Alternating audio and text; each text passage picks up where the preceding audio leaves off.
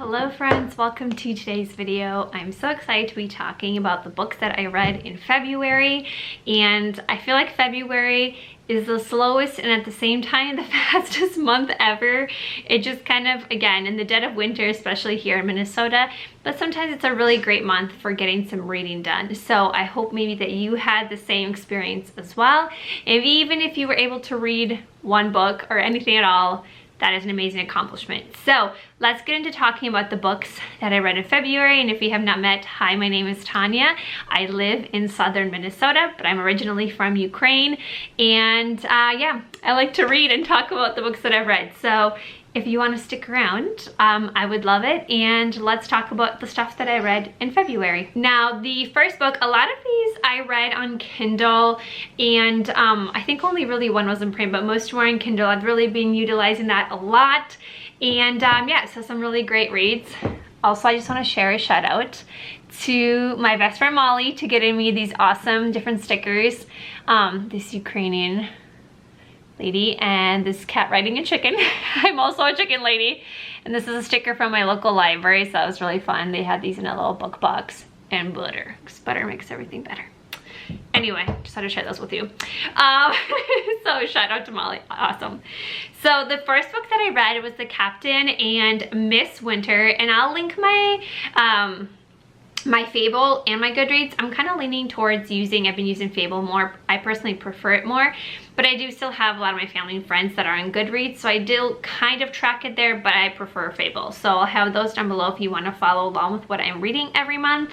But the first book, like I said, that I read is The Captain and Miss Winter, and this is part of the Forever After Retellings series. This is the second book in the series, and I discovered this series in January and I really like it. It's just cute little Regency romances, but like the title of the series suggests, they are fairy tale retellings. And it's just, I don't know, it's really hitting the mark for me, everything that I would like. They're also pretty short. So like, I think this one, yeah, this one was like 150 pages. Some of they're in between 120, 150 pages, not super long at all. They are on KU if you want to check them out. But if you just love a cute little Regency romance, again, with that element of fairy tales, I think you'll really love it. There's not any spice in them. There's just cute little romances and just like really fun settings, like in the countryside. This one, I wasn't sure even what this fairy tale retelling was. It kind of made me think of like Little Red Riding Hood because she's with her grandmother, but maybe it's something else. Like, I kind of wasn't sure what this one was, but it follows the story of this woman, and her sister and her grandmother are essentially hiding out in the woods because this is during when France and Britain were in war against each other, and so they were hiding out. And they have been there for, I think, years by this point. And then this captain shows up and you learn more about what is he doing out in the middle of these woods and everything like that. But a cute little romance ensues, and I just really liked it because it had a little element of mystery, and just the setting of it, it was very like warm, like winter atmospheric, tiny cottage. It was really great. So I really enjoyed it. And like I said, I mean, they are shorter, so but I think considering for what they are, there's really pretty good character development and a story. Like I said, the romance. So I rated it, I think, 4 stars. I am liking it, and I'm hoping to continue on with this series. I think there's like 6 books, 6 or 7 in the series. I'm not completely sure, but check it out if it sounds like something that you might like. Then I just kind of have been on this like short story or novella kick. This next one that I read was The Fall Risk by Abby Jimenez, and I think it is available now. I got it as an early release from Prime Reading or something. I forget what it's called, like an early read or whatever. And I really like this one as well. This one is only like 82 pages, but it is just so sweet. It's like a neighborhood romance, so they're neighbors, and so essentially something happens, or they're kind of like stranded together for the weekend, and it's just really sweet. And I love that her stories, they do follow obviously a romance plot, but there's more to it than that. And everything I loved it. I just loved it. I love the characters. I love the development. Like I said, it's only 80 pages, but I thought it was just written so well. I could really feel the connection of the characters. I also just love anything with trees, and it's really cool because the male main character in this one, Seth, I think his name is Seth, right? Yeah, so Seth, he is or is it arborist? No, is that what he is? Yeah, he's an arborist, and so he works with trees, and he just has these really cool like tree facts, and he's just like a big tree nerd, which I just love that element, and just the name of the book goes along with all of that, and I just think it's really cute. I would recommend it. Just please read it. I think it's really sweet, especially if you like if you like Abby Jimenez's writing. I think you will love this little novella. I just think it's one of my favorite novellas that I've read. I rated it 4 out of 5 stars, and I really enjoy it, and it is on KU. Then kind of a random historical fiction that I read, I guess not random, but we're reading this. So I homeschool my kids. For those that don't know, I have 3 children, and we are learning right now kind of in the historical, like US history, like Revolutionary War times, that kind of situation, and that time period. And so we decided to try out these like I Survive books, which, if you know about, like, these have been around for a little bit, they basically focus on different events in history, and people, they survived these events. And so one of them was the I Survived the Revolutionary War. And so it's like a middle grade book. It's not very long, obviously, but I thought we read this for in the month of February for a read aloud, and I thought it was pretty good. I'd never read anything in this series, and I am also a teacher, like licensed teacher, so I have read a lot of different middle grade books and things like that, but I did really enjoy it. And I thought it was quite telling because my oldest son, who is 10, actually like snuck the book and like read it and finished on his own because he wanted to find out like what would happen. So I think that is telling that a kid actually wanted to finish reading it, you know, and find out what happens. And it does talk about a boy during the Revolutionary War, and he kind of gets caught up in the battles.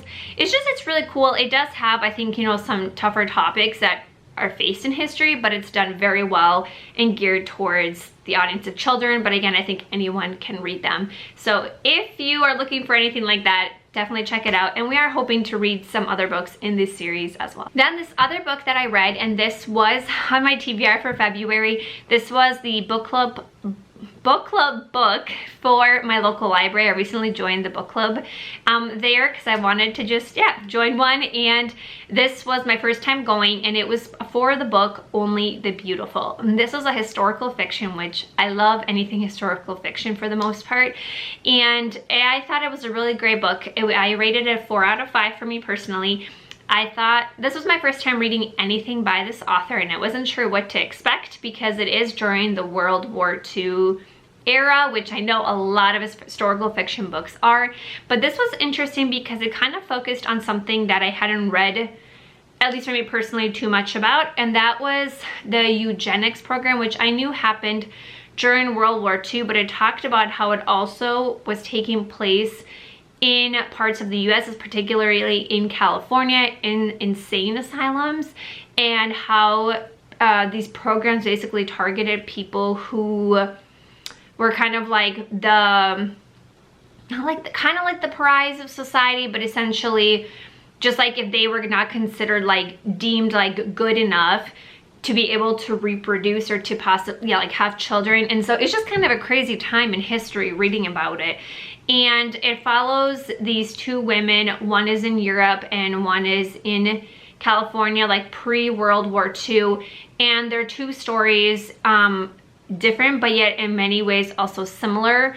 And just they do coincide eventually, and it does span, I would say, like a few decades, if not like 15, I think maybe 15 years. But I think if anything like that you're interested like in World War II, anything like that, in any of those topics, like eugenics or anything with like during that World War II time in the US, I would recommend it. I thought it was written really well. There were definitely tough parts to read. I think that's kind of a given, especially with World War II type books, but I think it was written very well. There was a lot that I learned, which I also appreciate from any historical fiction book as well, or any book, right?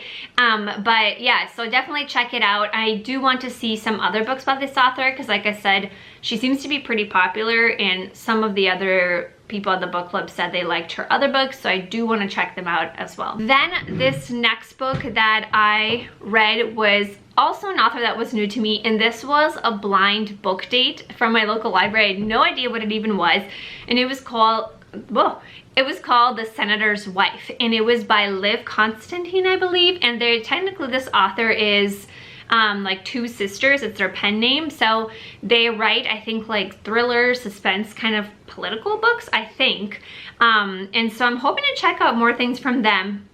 But it follows like Washington DC, like politics, and I think it's called a domestic thriller. I kind of went down this rabbit hole of looking, and it's considered, I think, like a domestic thriller because it kind of takes place in this home. There's this woman who is a senator's wife, and she is going through some medical things, is having some surgeries, and she's hired a home health aide to help her as she is recovering. And she is someone who also has lupus, and so she has like a lifetime history of all these different medical struggles. And so when she comes back from her surgery, things are just not going as she had planned, and so there are suspicions. Is it the home health aide? Is it possibly her husband? Like, what is going on? I thought it was a really fun time. Like, it had all those kind of thriller aspects, but it wasn't too scary because I'm a baby. I can't read super scary things. And I thought it was done well. I think it was like a little over 300 pages, not super long. The chapters are nice and short. They kept you, you know, in suspense. And yeah, I liked it. I thought it was a really fun experience. I don't think I would have picked it up on my own, but that was the fun aspect of like the bind book date thing from the library. So it's really cool, and I am hoping to maybe check out something else by this author. If you have read anything by them, please let me know that, you know, what you recommend. All right, the next book I don't want to go too much about because I have a whole separate video about it, and it is, I read the ARC copy of My Friends by Frederick Bachman, and stay tuned for that video. Hopefully it will be coming out soon. And yeah, it was really good. I will say I rated it 4 out of 5 stars. I would recommend it, especially if you like other Frederick Bachman reads. It has that very similar vibe, a lot of different stories, following a group of friends, some ways very nostalgic. Like I said, I don't want to give too much away, but I did read that one as well. That one I think is coming out in May later this year, so you know, be on the lookout for that, but I would recommend it. Then another little short novella, because again, I was just curious, was Natural Selection, and this is one that was also by an author that I've never read, but she is very popular. Is Ellen Hilderbrand? I think that's how you say it. I always think she's the lady that has all the beach pictures and all the Nantucket things, and I wasn't sure, and so I saw that on Prime Reading they had this little novella, and I thought it was really fun, actually. I'm kind of curious. I can definitely see she has like that vibe of like, the way I kind of think it is like rich lady, like middle-aged rich lady by the beach. That's kind of the vibes it gives me. But I do also see like those elements of drama and stuff that I think would be kind of fun to read about in a whole full-length book. This story follows the story of this book. Tells the story of a woman named Sophie, and her boyfriend, kind of basically fiance, are going on this trip to the Galapagos Islands. It's been a dream of his to go. He does animal photography, and so they're getting ready for this trip to go. And right before they're about to board, he gets an emergency phone call saying that something happened with his son and he is not able to go on the trip. So she goes on this adventure basically by herself on this cruise. Things are kind of revealed a little bit more, and she goes on this self-discovery to just, yeah, figure out herself. And again, it's pretty short. I think it was like 80 pages, so I guess, you know, you can't have too much in it, but I still think, again, for a short story, it's done very well. And I am intrigued to read some other things by this author and to try out any of her other books. Then the last book that I read in February, which was also a short little novella. You can tell this was my jam lately.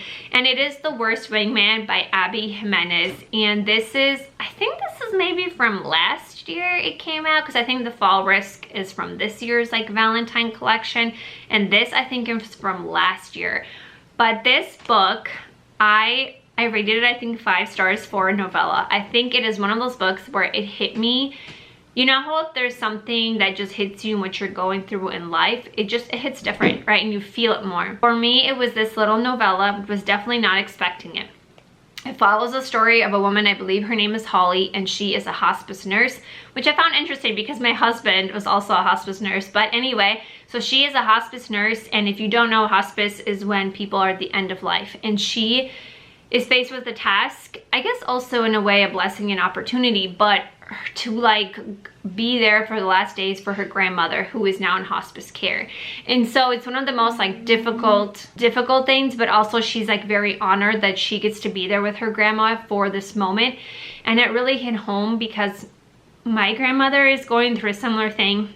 It just very, again, was like a very healing thing to read about. And so it just was one of those things where it was like difficult to read, but also very comforting at the same time, if that makes sense, to see what you're feeling going through being put into words. Yeah, it just, and again, for a little novel or a little novella that was like 80 pages, the romance was also just sweet, but I think just that element of how she described seeing her grandmother go through those things, like that just really, sorry you guys, so that just, yeah, it really hit me, and I was like, oh my gosh, I did not expect that from a little novella, you know, 80 pages. So I definitely recommend it. Obviously topics of Greek, sorry guys if you hear a rooster and chickens outside the window, but if you hear, it does talk about like grief and death and all those kinds of things, but I think again it's done so well. And Abby Jimenez's writing is also just very funny as well and comforting. So I definitely would recommend that novella.